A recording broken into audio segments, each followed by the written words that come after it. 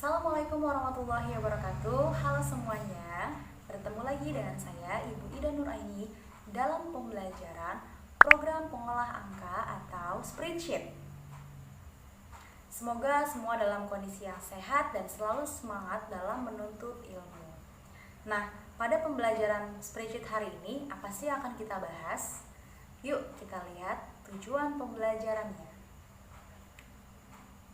Oke, jangan lupa disiapkan alat tulis kalian untuk mencatat materi atau hal-hal yang penting dan perlu kalian catat. Dan jangan lupa setelah menonton tutorialnya untuk kalian praktikkan langsung secara mandiri di komputer atau laptop masing-masing. Dan yang belum punya laptop jangan berkecil hati, silakan kalian tetap pahami dari video saya berikut ini dan dicatat dengan baik. Oke, langsung aja, yuk kita simak videonya. Ya, baik, kita mulai.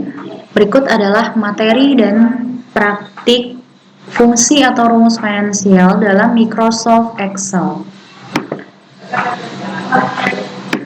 Apa sih rumus atau fungsi finansial atau finansial ya dalam bahasa Indonesianya? Yaitu rumus yang digunakan untuk menghitung berbagai kebutuhan yang berkaitan dengan keuangan.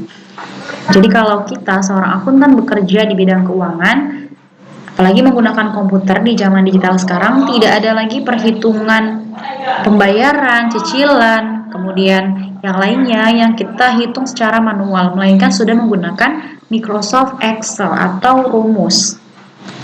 Nah, macam-macam fungsi finansial. Yang pertama itu adalah fungsi present value. Seperti dalam bahasa Inggris, arti dari present value itu adalah sekarang, nilai sekarang ya. Jadi present value ini digunakan untuk menghitung nilai uang atau nilai investasi saat ini. Jadi kalau kita mau menginvestasikan uang kita ya, sampai nanti kita beberapa tahun kemudian kita mendapatkan hasilnya. Nah, uang di masa depan nanti kalau kita punya sekarang berapakah nilainya? Kurang lebih seperti itu. Ya, supaya lebih jelas saya akan langsung masuk ke dalam Excel. Fungsi present value. Yang pertama, ketika ada soal tentang rumus present value, diketahui dulu suku bunganya. Kalau di sini dalam soalnya suku bunganya adalah suku bunga per tahun. Oke, suku bunga per tahun yaitu 5%. Kemudian banyaknya periode 15 tahun. Kemudian setoran atau pembayaran kita untuk investasi adalah 1 juta rupiah per bulan. Oke, kemudian total nilai uang yang disetor adalah 180 juta. Ini dapatnya dari mana? Artinya kalau dengan kita sebulan ya menabung atau menginvestkan uang 1 juta rupiah, dalam 15 tahun ke depan, uang kita akan dapat segini, ya. Dari mana? Dari C5. C5 itu adalah 1 juta dikali 12, karena di sini kan per bulan ya. Jadi kalau setahun 12 berarti dikali dengan C4 banyaknya periode. Jadi kalau kita cuman menghitung secara manual, uang kita di masa depan adalah 180 juta. Ya. Nah, sekarang kita mau tahu uang 180 juta di masa depan itu sama seperti uang berapa sih di saat ini? Tuh ya. Nah, ini kita menghitungnya menggunakan present value. Jadi kita mau tahu dengan setoran kita sekian, ada suku bunganya yang kita dapatkan selama 15 tahun. Kalau sekarang dinominalkan dengan uang berapa ya? Setara dengan berapa gitu gampangnya? Setara dengan berapa sih uang kita 180 juta 15 tahun kemudian? Nah, rumusnya sama dengan present value atau PV, singkatnya dalam Excel ya, sama dengan PV buka kurung C3. C3 itu suku bunganya. Ini adalah rumus paten dari Excel-nya. Di sini ketika kita mengetikkan rumus akan ada petunjuknya. Sama dengan PV buka kurung kita diminta masukkan rate-nya. Rate itu persentase suku bunganya. Dibagi 12. Kenapa dibagi 12? Karena setoran pembayaran kita itu bulanan. Jadi kita harus samakan dalam periode bulanan, bukan tahunan. Jadi suku bunganya dibagi dengan 12 bulan. Titik koma sebagai pemisahnya, kemudian di sini ada N per nilai periodenya. Kita klik yang C4 karena 15 tahun. Nah, 15 tahun kalau kita akumulasi menjadi berapa bulan karena setorannya bulanan, berarti caranya bagaimana? C4 atau 15 ini dikali dengan 12. Lalu titik koma, kita isi C5 PMT, paymentnya. Cicilan setiap bulannya, setoran setiap bulannya berapa? Ya, 1 juta rupiah yang ada di sel C5. Kenapa pakai minus? Karena supaya nanti hasil yang kita dapatkan adalah positif. Ya, ini rumus dari sana. Terus tutup kurung. FV dan type-nya ini tidak perlu diisi, langsung tutup kurung, enter. Oke, jadi hasilnya uang kita yang di masa depan itu kita dapatkan 180 juta setara dengan saat ini uang senilai 126 juta. Artinya kita bisa tahu nih, dengan adanya perhitungan present value, ternyata uang 126 juta sekarang itu lebih berharga dibandingkan 15 tahun lagi uang 126 juta itu ya ternyata sekarang itu masih kecil nilainya, setaranya tuh kecil gitu. Sedangkan 15 tahun kemudian sudah 180 juta itu. Jadi present value untuk mengetahui perkiraan kesetaraan uang kita di masa depan dengan masa sekarang. Yang kedua adalah rumus future value. Kebalikannya, sekarang kita lihat. Ya, fungsi future value merupakan fungsi untuk menghitung nilai investasi kita di masa mendatang. Kebalikannya dari present value. Ya. Di dalam future value kita disuruh menghitung berapa nilai uang kita justru di masa depan, bukan di masa yang sekarang. Yang pertama diketahui bunganya per tahun 12%, investasi tiap bulan 3 juta, periodenya 25 tahun. Berarti sama seperti tadi ya, bunganya harus kita bagi dengan 12 dulu supaya sama dengan investnya bulanan, periodenya 25 tahun dikali 12 juga. Cara menghitungnya sama dengan FV atau future value buka kurung rate. Ada petunjuknya di sini. Rate itu bunganya, klik 12% ini, kemudian dibagi dengan 12. Titik koma N per nilai periodenya. Berapa jumlah periodenya? Kita klik yang C15 dikali 20. Dikali dengan 12 bulan, maaf. Titik koma. Kemudian yang terakhir PMT. Hampir sama ya seperti tadi. PMT atau setoran setiap bulannya, investasi tiap bulannya adalah 3 juta. Kasih tanda minus supaya hasilnya plus. Ini sudah rumus dari sana. Lalu tutup kurung, enter. Berarti dengan suku bunga yang kita dapatkan 12% dari investasi setiap bulan 3 juta, dalam 25 tahun ke depan uang kita bisa 5.636.539.87.8,58. Nah, inilah kegunaan dari future value. Jadi kita bisa memprediksi nilai investasi kita kalau tidak ada kendala di dalam 25 tahun ke depan adalah sekian.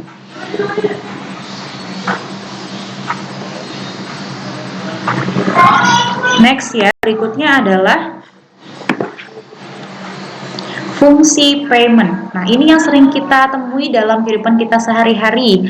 Untuk fungsi payment itu dari katanya aja sudah jelas ya, payment pembayaran atau cicilan. Fungsi untuk menghitung besarnya angsur atau cicilan kita dalam suatu periode dengan adanya suku bunga, ya, suku bunga menurun. Oke, biasanya ini digunakan dalam dealer motor, mobil, di bank ya, ketika ada nasabah yang meminjam uang, pasti ada bunganya. Nah, seperti apa? Langsung kita ke contoh supaya mudah dipahami. Kita lihat di dalam fungsi PMT, ya, ini ada contoh yang sudah saya buat. Pertama yang diketahui adalah nilai kreditnya. Ya, contohnya kita kredit motor 20 juta. Kemudian bunga yang harus kita bayar per tahun adalah 18 juta. Waktu jatuh temponya adalah selama 10 tahun, ya. Nah, ini angsuran per tahun ini dalam kehidupan sehari-hari nggak ada ya 10 tahun untuk motor. Ini hanya contoh saja. Oke, angsuran per tahunnya berapa? Inilah yang kita cari, ya. Jadi, kalau dalam perhitungan bank itu tidak asal-asal, pokoknya segini aja cicilannya, tapi ada perhitungannya. Sama dengan PMT, buka kurung, PMT singkatan dari payment ya, buka kurung, ada petunjuknya di sini, rate and per PV. Rate-nya itu bunganya C4 ya, bunga per tahun. Nah, kenapa kita tidak bagi dengan 12 seperti tadi? Karena waktunya itu cicilannya per tahun. Jadi kita langsung aja C4 titik koma, nilai periodenya 10 tahun, C5 ya. Kemudian PV, present value, nilai kreditnya sekarang yang ditentukan berapa? 20 juta untuk harganya. FV dan type-nya ini tidak perlu, langsung tutup kurung, enter. Nah, inilah angsuran setiap setahunnya yang dibayarkan adalah 4.450.292,8. Nah, setelah itu masih ada lagi perhitungannya. Kita buat tabel sesuai dengan jumlah periode untuk mengetahui detail atau rincian setiap tahunnya dari tahun 1 sampai ke 10 ya. Yang pertama ada kolom saldo awal, angsuran, bunga, cicilan pokok pinjaman, dan saldo akhir. Ilustrasinya adalah di tahun pertama saldo awal utang kita kepada bank misalnya masih 20 juta. Langsung kita bayar, kita angsur 4.450 sesuai dengan ini ya, 293 kita genapkan. Nah, kemudian suku bunganya kita rincikan. Bunga itu kan 18% dari nilai kreditnya di tahun tersebut. Ya, jadi bunganya akan beda-beda karena semakin tadi bunganya sukunya semakin menurun. Ya, jadi akan besar ketika di awal karena dia mengikuti sisa utangnya. Jadi C4 dikali dengan B9. C4 ini saya kasih tanda dolar, kenapa? Supaya dia menjadi absolut atau terkunci. Jadi ketika kita tarik rumusnya ke bawah, dia tidak akan berubah atau berpindah. C4 dikali B9. B9-nya itu ini saldo utang kita. Enter.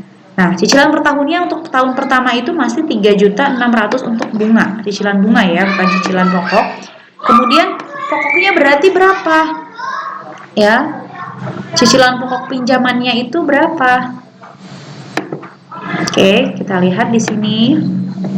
Jadi 4.450.000 ini keseluruhan yang kita bayar terdiri dari bunga dan cicilan pokoknya. Berarti sekarang kita tinggal kurangkan saja. Cicilan pokoknya berarti angsuran per tahun ya, total angsuran per tahun dikurang bunga. Kita enter. Oh, jadi setiap tahun di tahun pertama maksudnya cicilan utamanya itu 850, yang besar itu adalah bunganya. Itu ya. Oke. Nah, lalu saldo akhir utang kita di tahun pertama yaitu B9 atau ini ya. Saldo utang dikurang dengan cicilan pokok pinjaman. Oke, kita enter. Jadi 20 juta itu hanya nilai pokoknya saja, belum termasuk bunganya. Jadi besarnya itu besar di bunga. Kemudian tahun kedua kita tarik aja saldo akhirnya. Terakhir kan saldo utang kita 19.149.707. Kita sama dengan rumusnya langsung sama dengan F9. Kita tarik dari F9 ini, enter.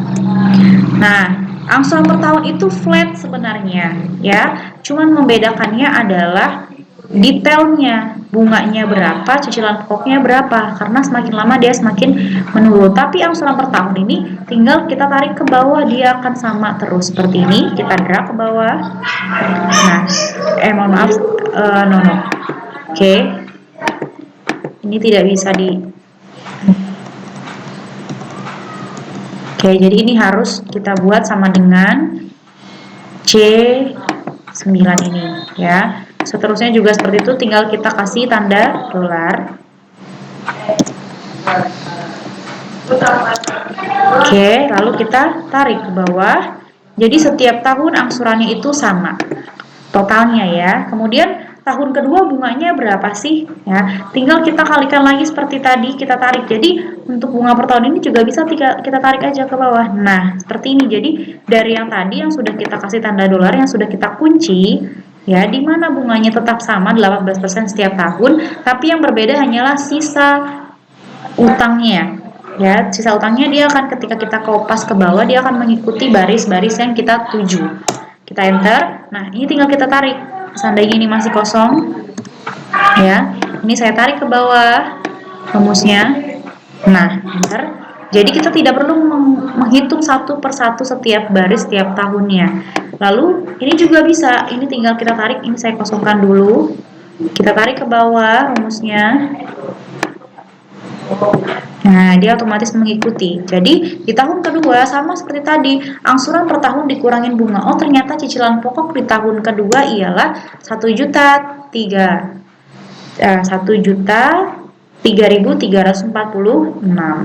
Saldo akhir utang kita adalah sama seperti sebelumnya, saldo awal dikurangi cicilan pokok pinjaman. Jadi yang saya beri warna kuning ini adalah nilai kredit utamanya dari 20 juta dicicil setiap tahun ya. Ini kalau kita jumlahkan kita bisa lihat kita blok. Nah, ini jumlahnya semua 20 juta ya, pas sekali. Dari tahun pertama sampai ke 10, cicilan pokoknya dari kecil sampai besar hingga menjadi 20 juta dan lunas utang kita. Tapi di sana ada bunga. Bunganya kebalikan dari cicilan pokok. Bunganya besar di awal, lama-lama dia akan semakin menurun. Oke, jadi di akhir tahun ke-10 ketika kita bayarkan utang dan bunganya sudah lunas. Jadi perhitungannya pasti akan pas sesuai dengan banyaknya periode. Oke, semoga bisa dipahami ya. Jadi intinya dari payment ini kita menghitung angsuran per tahunnya, yakni yang terdiri dari total bunga ditambah dengan cicilan pokok. Tapi kita menghitungnya langsung menggunakan rumus dan kita detailkan, kita rincikan dalam sebuah tabel. Oke, sekian tutorial hari ini. Sampai bertemu di tutorial berikutnya. Terima kasih.